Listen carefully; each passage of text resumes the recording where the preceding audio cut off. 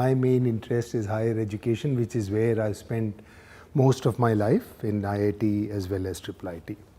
So I would like to make a few points, and even in this, if some people want to ask questions, then they can do it. So there is no doubt that our higher education system has lots of challenges. There is all kinds of data there, all kinds of background there, employability, etc., etc. So let me point out a few things about that. First of all, as I see, pretty much all education system that we have in higher education is teaching focused. Our discussion is teaching focused. Our design of curricula is teaching focused. Even if we look at the curricula of regulators, it's all teaching focused. While the world has moved towards learning oriented. And there is a subtle difference, but a very, very important difference. Teachers like to say that we would like to teach this. But that's not the goal of education. The goal of education is that the student should learn something. So our statement about what an education program or a course or any such thing should do should not be about what we are going to teach, but should be about what the student would learn. And for that learning, what is it that we need to teach? Now, having said that, all good teachers, instructors across, I mean, I've been fortunate to study in IIT Kanpur, very top class teachers. They intuitively knew what to teach in order for us to learn. So that was there. But if you make it teaching focused, what ends up happening, and which we see across, there are elaborate syllabus to be covered, so to say, and you cover it, and then you just sort of check, does the student know about those points that you've covered? Nobody is really assessing or looking at whether the student has learned, because we don't even talk about what the student should have learned.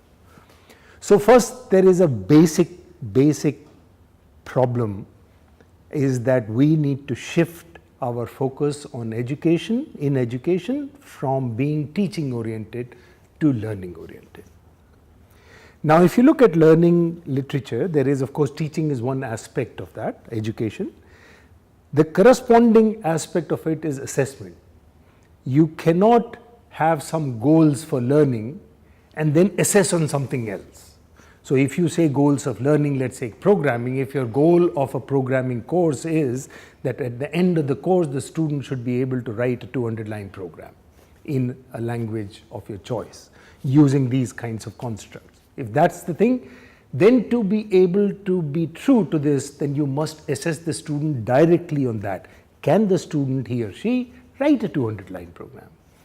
Instead, all our assessment is effectively paper and pencil based.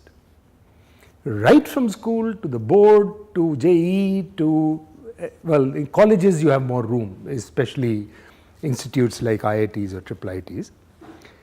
And that assessment, because of the scale, can only check for some types of things. It can only check for simple things. It can check for some kind of knowledge and not more. If you look at the Bloom's hierarchy of knowledge, by and large it can check more easily lower level hierarchy things. It cannot really assess higher level thinking.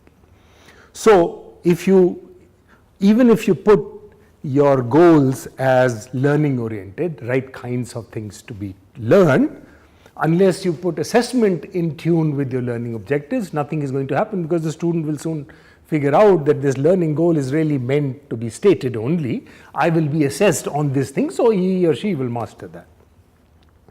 So our whole assessment, I think, is just flawed. Right? I shouldn't say flawed, is incomplete. It is focusing on just one aspect of it, which can only do a little bit. The third thing, because you had a lot of questions about innovation and building things and so on, I would say, while we have all these nice words and desire for people to incubate and to innovate, we really have not encouraged innovation, incubation at all. Right from school, we actually have always focused on do your exams well so you can get in JEE. Let's talk about engineering only. I'm focusing on engineering because that's what I know. So let's take engineering. A student in school who has a natural talent from engineering, if he or she pursues that engineering actually you'll find that the student loses out in JEE because the fellow wasn't doing his physics, chemistry, math. So parents and everybody soon figures out and they say, oh, okay, good, good. If you want to do engineering, first do physics, chemistry, math, so you can crack this, get into a good engineering college and then do it. And then it comes here also we teach maths, etc., and so essentially engineering keeps getting postponed. Of course, places like IITs and us good institutes have various elements.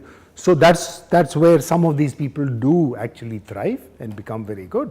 And we see examples of it in IIT alum all the way. So, but we actually very actively curtail it in the starting stages. And that is, I don't think you can sort of take away the enthusiasm and energy at a starting stages, only hope to build after you have cracked JEE or PMT or what have you. And I don't have any answers for this, but as of now, that's the situation and we don't do it. And finally, I would like to just point out that we really do not value teaching as people, as society, as even academic institutions often. We value research in academic institutions, the good professors or scientists. There are good scientists, but there aren't sort of good teachers, right? We give Bhatnagar award, this award, that award, mostly for research. And that's good, has to be that focus on that. But by and large, as an academic community, I don't think we reward teaching enough or recognize or assess teaching well enough.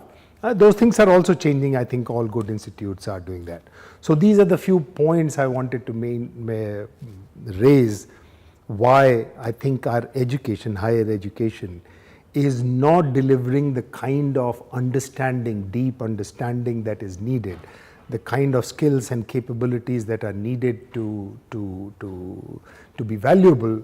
We are not being able to do it because there is a whole lot of systemic issues and the way we have grown higher education.